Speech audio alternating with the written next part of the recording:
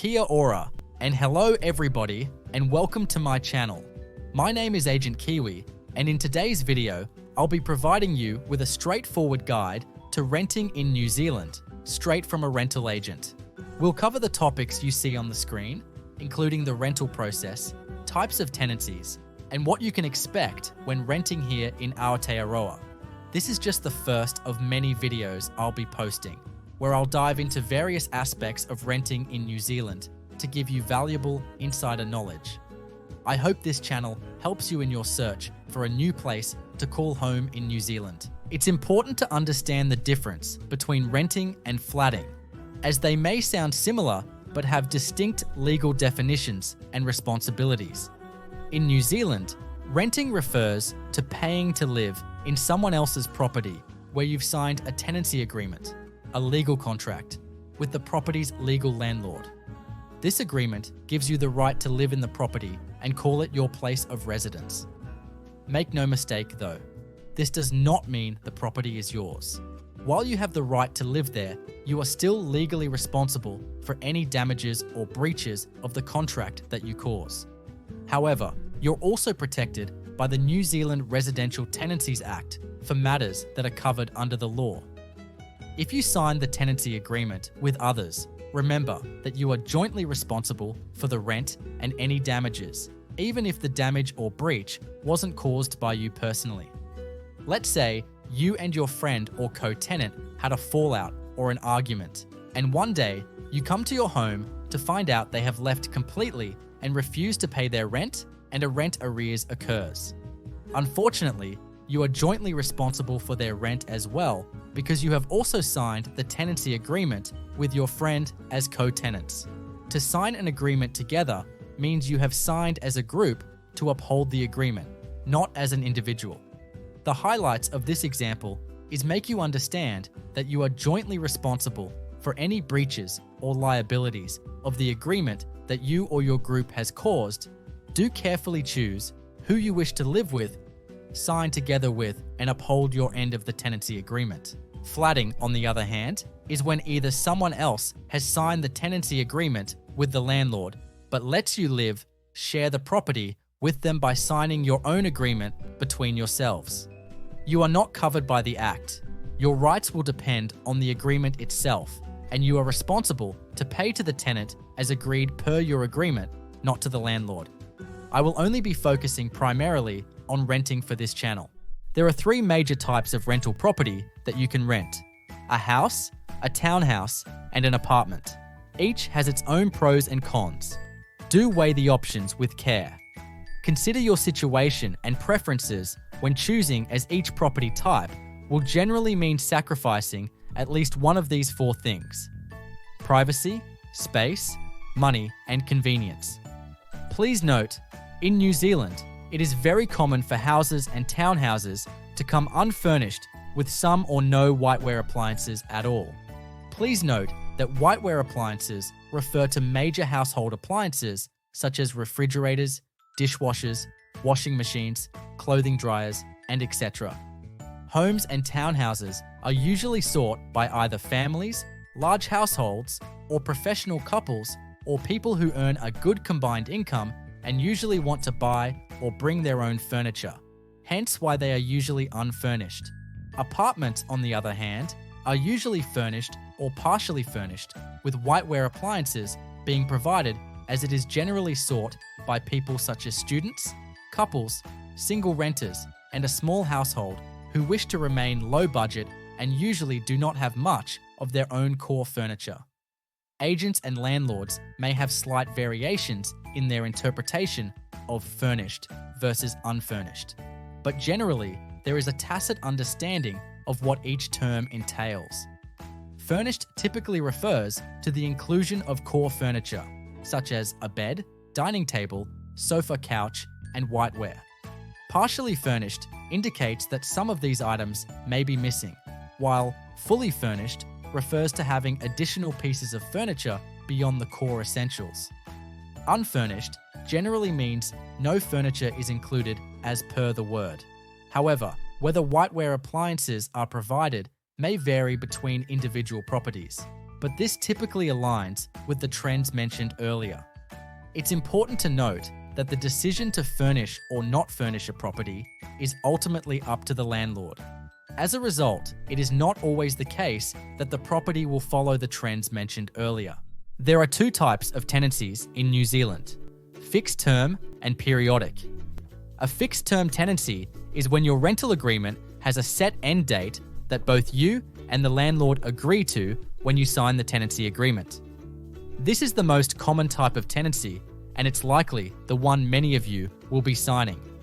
Currently, fixed-term tenancies automatically convert to a periodic tenancy unless you, as the tenant, give at least 28 days notice before the agreed end date of your agreement.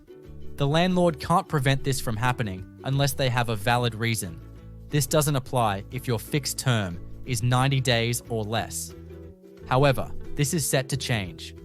With the introduction of new tenancy reforms expected to take effect in early 2025, fixed-term tenancies will automatically end on the agreed-upon end date without rolling over into a periodic tenancy. Just to be clear, no exact date has been confirmed yet. So, depending on when you're watching this, be sure to check online or with tenancy services for the latest updates. A periodic tenancy is the opposite of a fixed-term tenancy. There's no set end date, and it continues until either you or the landlord gives notice to end it. Once notice is given, you'll still need to pay rent until the last day of the notice period. In theory, a periodic tenancy can go on for years, as long as neither party gives notice. Currently, the minimum notice period for tenants is 28 days, but this will change to 21 days when the new law comes into effect. For landlords, the minimum notice period is 90 days, and they must provide a valid reason to end the tenancy. It can be less depending on the reason. When the new law comes into effect, landlords will no longer need to give a reason, though the 90-day notice period will remain the same. For both tenancies, you are legally responsible for paying rent until the end date. In New Zealand, 6 months is the standard minimum fixed-term lease, with landlords typically preferring longer terms unless it is specified otherwise in the property advertisement. The lease term is not strictly limited to 6 or 12 months. You can propose a lease term of any length, below, in between, or even longer. However, it's important to only sign a lease for the term that you are comfortable committing to. While you can end a fixed-term lease early, both you and the landlord must agree. Keep in mind that breaking a lease early can have negative consequences, which I'll cover in more detail in a future video. There are several major advertisement websites or platforms in New Zealand when it comes to finding a rental property. They are as shown on the screen. All these websites are great options to search rental properties. Just make sure to check the property's address so you do not double inquire about a property, as most landlords' agents tend to advertise their rental properties on multiple platforms. Big warning: please exercise caution when using social media or unverified platforms to search for rental properties. These sites can make you vulnerable to scammers. Unfortunately, many industries in New Zealand are affected by cybercrime, and real estate is no exception. It's important to remember that real estate agencies do not advertise their properties on social media or these types of websites.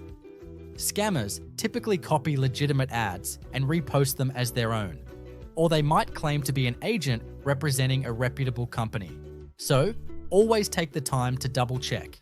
This is also why it's crucial to view properties in person. Scammers often don't have access to the actual property, making it one of the best ways to confirm if a listing is real. Make sure to always double check and do your own research to stay safe. In New Zealand, the rental process generally follows an application-based system. Essentially, you find a property you're interested in, apply for it, and then the landlord offer the property to the applicant they prefer. This process typically involves 7 core stages: searching, find properties that match your needs; viewing, visit the property in person to check it out; applying, submit your application for the property. Preferred applicant. The landlord reviews applications and chooses their preferred applicant or applicants. Final decision. The landlord makes their final choice. Contract signing. Once selected, you'll sign the rental agreement. Payment. Finally, you'll make the required payment to secure the property. Viewing the property in person is a crucial step. This is usually a mandatory part of the rental process. While researching online is important, you can only fully understand the condition of the property and the surrounding area by seeing it firsthand. No photos or videos can capture everything. Most rental properties in New Zealand have been lived in before, so expect some signs of wear and tear. It's important to be aware of these issues before committing. Avoid signing a tenancy agreement without viewing the property yourself. This is a key part of your due diligence. If any issues arise later, not having physically seen the property may put you at a disadvantage, especially in a tribunal. This is why most real estate agencies requires you to view the property in person for your sake. If you can't view the property yourself, it should be someone who will be signing the tenancy agreement, like a co-tenant, legal guarantor, or relocation agent. In such cases, you may need to provide written consent for them to view on your behalf. The key details landlords or real estate agencies will require from you is as follows. Legal name. This is necessary for identification. Number of tenants. Landlords need to know how many people will be living in the property, whether you and others are over 18.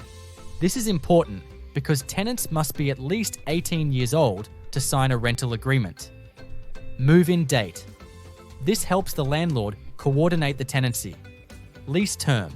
This can be useful in clarifying the duration of the tenancy. Affordability. Landlords are allowed to assess whether tenants can afford the rent. This is typically done by asking for proof of income or a similar financial assessment. Legal right to live in NZ. Landlords can ask if you're legally allowed to live in New Zealand, particularly for long-term tenancies, since tenancy laws require tenants to be legally eligible to rent a property. Legal photo ID. Landlords can ask for photo ID, often for purposes like identity verification and credit checks. Landlord reference. A reference from a previous landlord is common to verify rental history. Personal references. Landlords may ask for personal references from people who know you but are not related to you. Providing all this information from the get-go isn't mandatory. You can provide some of the more sensitive information, such as proof of affordability, later down the application stage, but doing so really speeds up the processing decision-making from the landlord agent.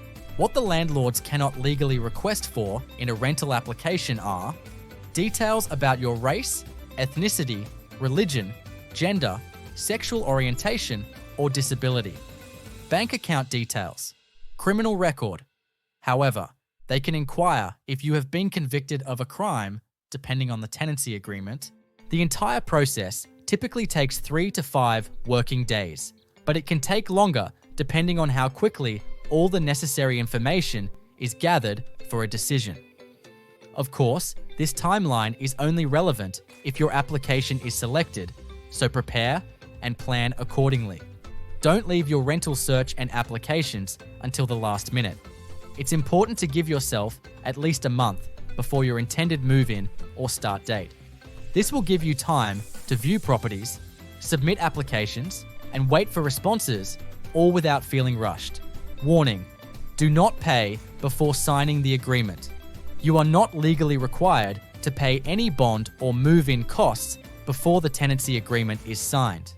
Until the agreement is signed, the agreement is not legally in effect, meaning any payment made before signing the agreement does not secure the tenancy.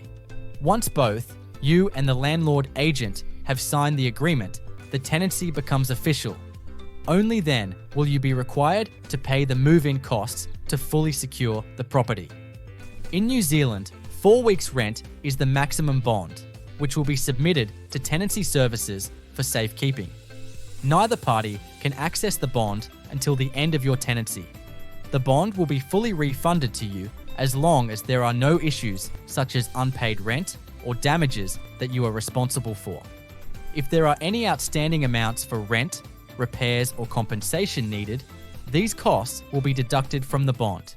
That is all for today's video. I've tried my best to keep things as simple as possible. Hopefully, this gave you a solid idea of the renting process here in New Zealand. I'll be posting more videos to guide you through your rental journey. In my next videos, I intend to cover topics such as the common mistakes people make during their application process and how to make your application stand out to the landlord. If you found this video helpful, be sure to like, comment, and subscribe for more insider tips on renting in Aotearoa. Thanks for watching, Agent Kiwi.